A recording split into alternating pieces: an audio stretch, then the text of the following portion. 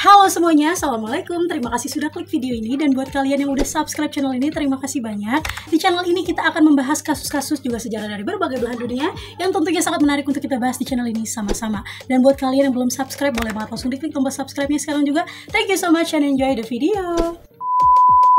Di video kali ini gue mau ajak kalian semua untuk membahas sebuah kasus tentang meledaknya depo Pertamina yang ada di Pelumpang, Jakarta Utara. Peristiwa ini menjadi sangat menyedihkan bagi masyarakat Indonesia, khususnya bagi saudara-saudara kita yang berada di Jakarta Utara yang terdampak dari peristiwa ini, guys. Peristiwa ini mengakibatkan sekitar 20 orang yang meninggal dunia dan juga 50 orang yang luka-luka dan harus menerima perawatan secara intensif di rumah sakit. Dan dari kabar yang beredar, musibah yang mengerikan ini disebabkan adanya gangguan teknis dari pihak depo Pertamina Pelumpang, Jakarta Utara tersebut. So guys, gangguan teknis apa yang sebenarnya terjadi sampai mengakibatkan peristiwa yang sangat menyeramkan ini? Langsung aja kita bahas kasus ini di Unordinary Storytelling. Sebelum lebih jauh gue masuk ke dalam videonya, gue mau ajak kalian semua untuk membahas sedikit sejarah dari depo Pertamina Pelumpang, Jakarta Utara. So guys, apakah faktor gangguan teknis yang mereka bilang itu adalah faktor-faktor dari bangunan yang sudah cukup lama atau yang lainnya? Kita bahas saja sedikit sejarah dari depo Pertamina Pelumpang, Jakarta Utara. Masuk. Depo Pertamina Pelumpang, Jakarta Utara. Jadi guys, depo ini sudah cukup lama berdiri, yaitu didirikan pada tahun 1974 atau sekitar 49 tahun. Depo ini dianggap sebagai depo bahan bakar terpenting di Indonesia karena memiliki kapasitas hampir 300 juta liter bahan bakar, serta semua produk yang ditampung di depo tersebut sangat lengkap, mulai dari premium, biosolar, hingga Pertamax Turbo. Depo Pertamina Pelumpang, Jakarta Utara ini juga menangani sekitar 20% pasokan bahan bakar di SPBU yang terletak di seluruh Indonesia, guys. Jadi bisa kalian bayangin kalau depo Pertamina Pelumpang ini jangkauannya sangat luas dan juga sangat bermanfaat bagi Indonesia, terutama bagi masyarakat Jabodetabek karena letaknya yang cukup strategis. Dan penyaluran bahan bakar ini dilakukan dengan melalui Terminal Automation System atau TAS yang biasa disebut sebagai New Gantry System. Dan depo Pertamina Pelumpang, Jakarta Utara ini juga sempat dinobatkan sebagai salah satu tangki bahan bakar yang paling efisien di dunia, guys. Dinobatkan oleh Global Storage Award pada tahun 2018 setelah Saudi Aramco Terminals dalam kategori The Most Efficient Storage Terminal. Depo Pertamina Pelumpang, Jakarta Utara ini memang sempat dinobatkan sebagai salah satu yang paling efisien, guys. Bahkan belum lama ya kan, baru sekitar 5 tahun yang lalu di tahun 2018. Tapi sayangnya tidak dengan tingkat keamanannya, guys. Terdapat tragedi yang begitu sangat menyakitkan, dan di dalam kasus ini banyak sekali saudara-saudara kita yang berada di sana yang akhirnya meregang nyawa dalam peristiwa tersebut. So guys, langsung aja kita masuk ke dalam pembahasannya, dimulai dengan kronologinya. Masuk. Kejadian ini terjadi pada tanggal 3 Maret 2023, dan di hari itu seluruh Jakarta sedang diguyur hujan yang cukup lebat serta beriringan dengan petir yang terus menyambar. Dan pada pukul 19.30 malam, warga yang tinggal di sekitar depo Pertamina tersebut mencium aroma bensin yang sangat menyengat, guys. Menurut warga sekitar, aroma bensin ini tercium hingga ke wilayah Tanjung Priuk lainnya. Dan hal itu berarti aroma bensin ini sudah sangat menyebar luas dan juga sangat parah menyengatnya. Pernah kedengeran nggak? Tuh. Pertama petir apa perasaan tuh? Ya. Dar. Kalau nggak lama bau tuh, bau kayak bau gas. Bau gas. Iya. Karena bau bensin yang sangat menyengat dan sudah menyebar cukup luas, membuat beberapa warga langsung pingsan di tempat dan beberapa warga lainnya mengalami muntah-muntah yang cukup parah. So guys, bisa kalian bayangin betapa sulitnya di keadaan pada saat itu. Untuk bernafas aja orang-orang yang berada di sana itu kesulitan, guys. Dan di malam yang sama dikabarkan memang sedang ada perbaikan kebocoran di depo Pertamina Pelumpang tersebut. Menurut kesaksian warga, aroma bensin ini sudah tercium berhari-hari dan yang paling parah adalah pada saat malam itu, guys. Jadi bisa disimpulkan kalau kebocoran di depo Pertamina Pelumpang ini sudah berlangsung selama berhari-hari sebelum peristiwa mengenaskan ini terjadi. Di saat itu juga di malam yang sama, akhirnya ketua RW sekitar mengambil tindakan guys.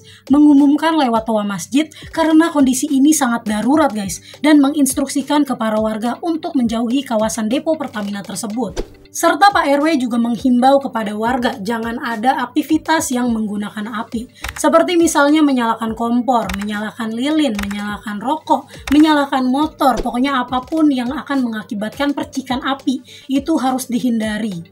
Lalu di sekitar jam 8 malam diketahui bahwa depo Pertamina tersebut ternyata sedang ada aktivitas pengisian atau penerimaan bahan bakar jenis Pertamax melalui pipa dari Balongan, Jawa Barat. Dari kabar yang beredar guys, terjadi adanya mampet di salah satu pipa pengisian bahan bakar tersebut. Dan beberapa menit setelahnya, di jam 8:11 malam, tiba-tiba terjadi ledakan yang cukup besar di depo Pertamina itu. Menurut keterangan warga, ada sekitar 3 kali ledakan. Dan ledakan tersebut terdengar hingga jarak 500 meter dari pusat ledakan tersebut. Di waktu yang bersamaan, api langsung menyambar dengan sangat cepat dan langsung membesar karena banyaknya pasokan BBM di area tersebut. Dan diperparah juga dengan angin yang cukup kencang pada saat itu, membuat api dan juga asap yang pekat langsung menyambar ke area pemukiman warga. Di saat itulah warga langsung panik guys. Mereka berhamburan dan berlarian keluar rumah mencari tempat yang aman untuk menyelamatkan diri. Dan pada jam 8:20 malam, pihak dari PLN akhirnya memadamkan listrik di 23 gardu. Hal ini dilakukan agar listrik di pemukiman tersebut tetap aman dan tidak ada yang menimbulkan percikan api. Dan di saat yang sama guys, alhamdulillahnya pemadam kebakaran langsung datang ke lokasi. Pada awalnya hanya ada 2 unit mobil pemadam dan sekitar 10 orang petugas. Tapi setelah mereka melihat lokasi kejadian, dan akhirnya mereka menyimpulkan bahwa ini bukanlah kebakaran biasa. Dan setelah itu, akhirnya diterjunkan sebanyak 52 unit mobil pemadam kebakaran lagi, dan juga sekitar 260 personil dari Dinas Penanggulangan Kebakaran dan Penyelamatan DKI Jakarta. Pihak pemadam kebakaran sangat berjuang keras untuk memadamkan api guys. Jadi keadaan pada saat itu adalah, di satu sisi api sudah mulai bisa dipadamkan, tapi di sisi lain api semakin besar dan juga semakin menyambar ke pemukiman warga. Lalu akhirnya para pemadam kembali berjuang sekuat tenaga lagi guys. Hingga pada akhirnya kebakaran ini baru berhasil dipadamkan setelah 6 jam dan dinyatakan selesai pada Sabtu dini hari pukul 2:19. Untuk situasi terakhir yang di kawasan Pertamina sudah padam. Jadi kita hanya penuntasan untuk pendinginannya untuk memastikan tidak ada lagi titik-titik panas yang memungkinkan terjadi penyalaan kembali. Selang beberapa waktu setelah api sudah benar-benar padam, akhirnya dilakukan evakuasi terhadap korban. Dan ada sekitar 39 orang yang berhasil dievakuasi dan langsung dilarikan ke rumah sakit. Para korban dibawa ke beberapa rumah sakit, seperti Rumah Sakit Mulyasari, Rumah Sakit Cipto Mangunkusumo, Rumah Sakit Pelabuhan, Rumah Sakit Tugu, Rumah Sakit Pusat Pertamina, Rumah Sakit Koja, dan Rumah Sakit Polri Keramat Jati. Dan pada tanggal 6 Maret 2023 telah diinformasikan ada 19 orang yang meninggal dunia guys. Dan juga 50 orang lainnya harus menerima perawatan secara intensif di rumah sakit karena kebakaran tersebut. Dan untuk di pengungsian, ada sekitar lebih dari 1.000 orang yang diungsikan di posko-posko yang telah dibangun oleh pihak PMI, Damkar, dan instansi lainnya. Serta ada bantuan logistik seperti air mineral, 200 paket makanan siap saji, 1.000 makanan ringan, serta ratusan kasur, selimut, dan juga masker. So, itu dia guys sedikit kronologi yang bisa gue ringkas dalam kasus ini. Sekarang kita masuk ke tragedi pasca bencana. Masuk. Untuk lokasi yang paling terdampak dalam kasus ini adalah di daerah RT 12, RW 9, Kelurahan Rawabadak Selatan, Kecamatan Koja, Jakarta Utara. Banyak warga yang kembali lagi ke lokasi kejadian kebakaran guys. Jadi mereka balik lagi ke rumah mereka yang sudah terbakar untuk mencari puing-puing dari rumah mereka yang bisa dimanfaatkan kembali. Dalam kejadian ini, pihak Pertamina juga menyampaikan bahwa kerugian yang dialami memang sangat besar guys. Tapi pihak Pertamina juga berjanji akan bertanggung jawab atas musibah yang terjadi. PT Pertamina Persero telah bertanggung jawab penuh atas biaya pengobatan, santunan, serta pemakaman korban.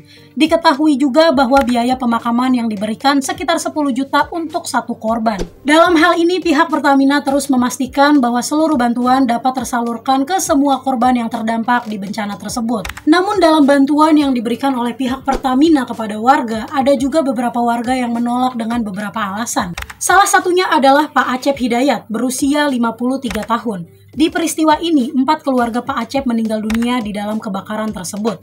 Yang artinya Pak Acep akan mendapatkan 40 juta rupiah guys. Namun Pak Acep ini menolak dengan tegas. Karena menurut Pak Acep di dalam surat pernyataan yang diberikan dari pihak Pertamina kepada warga, terdapat pernyataan yang terkesan kurang nyaman atau kurang etis yang membuat para warga dan juga keluarga yang ditinggalkan para korban itu berat hati untuk menandatangani surat tersebut. Di dalam surat pernyataan itu tertulis bahwa pihak keluarga tidak boleh menuntut atau menggugat pihak Pertamina Group setelah menerima uang. Dan isi surat tersebut sempat viral di sosial media guys. Dan akhirnya sampai ke telinga pihak Pertamina Group. Setelah itu, pihak Pertamina menyampaikan sebuah klarifikasi guys, yang kemudian Corporate Sekretari PT Pertamina Patra Niaga, Bapak Irto Ginting, menyebutkan bahwa pihak Pertamina telah mengubah frasa di dalam surat tersebut. Dan perubahan tersebut dilakukan untuk menghindari kesalahpahaman dari kedua belah pihak, dari pihak warga dan juga dari pihak Pertamina Group. Pihak Pertamina juga menyampaikan kalau mungkin mereka menulis surat tersebut secara terburu-buru, makanya dalam surat tersebut pernyataan-pernyataannya terdengar kurang etis bagi para warga. Dan untuk saat ini kalau kita lihat di sosial media atau di banyak situs berita, sedang ada fenomena yang cukup unik guys, yaitu saling lempar-melempar kesalahan di ranah politik. Meledaknya, Depo Pertamina Pelumpang Jakarta Utara membuat mereka saling tuduh-menuduh satu sama lain, yang A menyalahkan yang B dan begitu pun sebaliknya. Tapi guys, di video ini kita nggak ada ranah untuk membahas tentang politik, jadi kita skip aja guys, skip. Jadi guys, yang dipermasalahkan dan juga dipertanyakan di dalam kasus ini adalah izin membangun rumah di kawasan tersebut. Kebakaran di Depo Pertamina Pelumpang Jakarta Utara ini bukan terjadi pertama kali di tahun 2023 guys, tapi pernah juga terjadi kebakaran di tahun 2009 dengan korban 1 orang yang meninggal dunia. Dan pemerintah berniat untuk merelokasi warga di kawasan tersebut, akan tetapi warga di sana memilih untuk menolak direlokasi. Padahal tanah di daerah depo tersebut bukanlah tanah hak milik, tapi merupakan hanya sekedar sebuah izin pendirian bangunan atau IMB, yaitu izin mendirikan bangunan, yang artinya hal itu hanyalah bersifat sementara. Ya itu dia guys, tapi gue nggak bisa untuk membahas lebih banyak lagi tentang izin bangunan di sana gitu. Gue juga kurang paham. Yang intinya pemerintah itu sempat untuk merelokasi warga, tapi ada beberapa faktor yang mungkin membuat pemerintah kesulitan untuk merelokasi warga.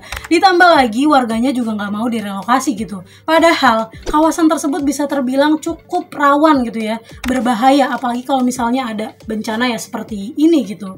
Maksudnya ya mudah-mudahan aja suatu saat juga warga akan bisa untuk bekerja sama kepada pemerintah, dan pemerintah juga seperti itu bisa bekerja sama kepada warga gitu ya, karena kepentingan warga ataupun masyarakat itu adalah nomor 1. Dan juga mudah-mudahan bisa langsung direlokasi, karena pada hakikatnya Depo Pertamina ini tidak seharusnya berdampingan dengan warga lokasinya guys, karena itu cukup bahaya untuk kehidupan warga di sekitar.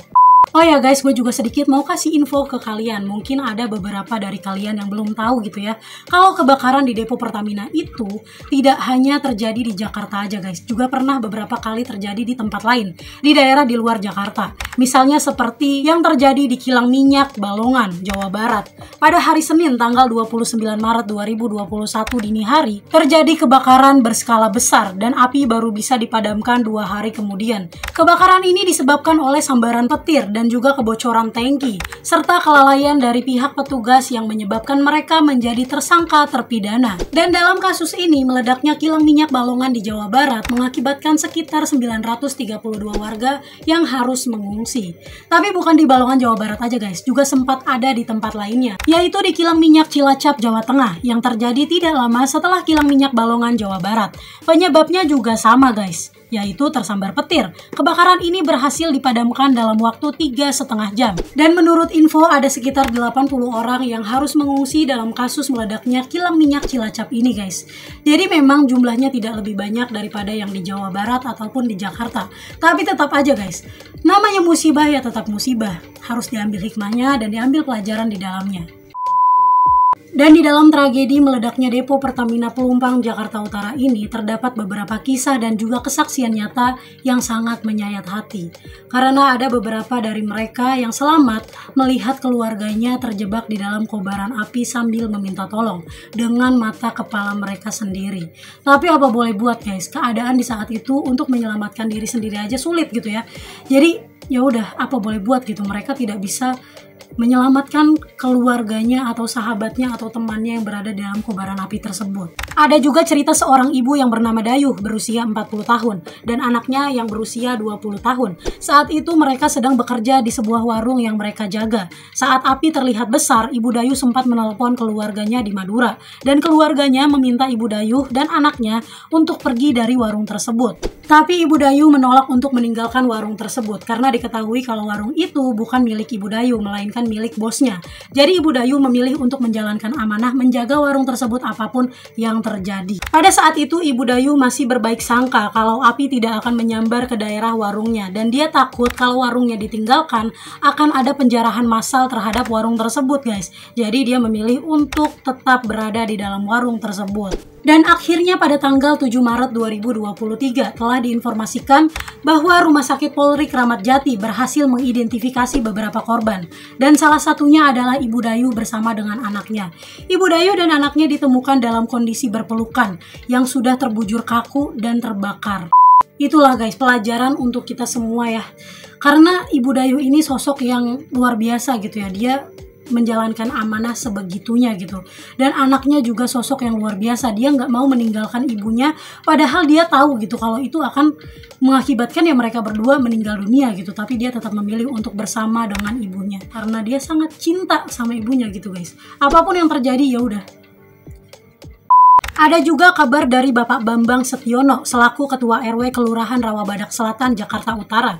Beliau bilang ada juga beberapa korban yang meninggal dunia dalam kasus ini disebabkan salah jalan.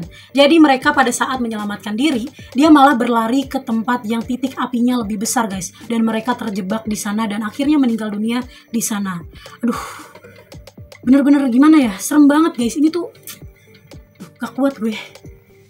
Kalau dilihat dari kondisi pemukimannya, memang sangat rentan apabila terjadi kecelakaan guys, yang sudah pasti akan berdampak sangat bahaya bagi lingkungan sekitar. Seperti yang bisa kita lihat di dalam gambar guys, karena seharusnya kilang minyak yang sebesar ini tidak patut berada berdampingan dengan pemukiman warga. Kita bisa lihat juga seperti depo bahan bakar di luar negeri, letaknya pasti berjauhan dengan pemukiman warga. Tapi ini di Indonesia justru sebaliknya guys. Padahal bisa dibilang hal tersebut merupakan hal yang berbahaya bagi masyarakat sekitar dan juga warga yang nantinya bakalan terdampak gitu. Nauzubillahi min dzalik kalau misalnya ini sampai terjadi lagi gitu guys. Serem banget karena guys ini tuh nyawa manusia gitu taruhannya. So guys, itu dia pembahasan kasus lainnya di video kita kali ini. Tragedi meledaknya depo Pertamina Pelumpang Jakarta Utara. Kita doain aja guys sama-sama semoga pemerintah DKI Jakarta sesegera mungkin untuk menanggulangi bencana tersebut. Dan juga segera membangun kembali sarana serta prasarana yang terdampak di wilayah bencana tersebut. Juga mari kita doakan sama-sama untuk para korban yang tidak selamat dalam tragedi tersebut. Semoga mendapatkan tempat yang sebaik-baiknya di sisi Tuhan Yang Maha Esa. Dan juga semoga amal ibadahnya di dunia dapat diterima oleh Tuhan Yang Maha Esa. Dan mari kita doakan juga untuk para korban yang terdampak bencana serta korban yang kehilangan anggota keluarganya mendapatkan kesabaran serta ketabahan yang luar biasa dan juga mendapatkan yang lebih baik lagi yang akan diberikan oleh Tuhan Yang Maha Esa. Amin ya Rabbal Alamin.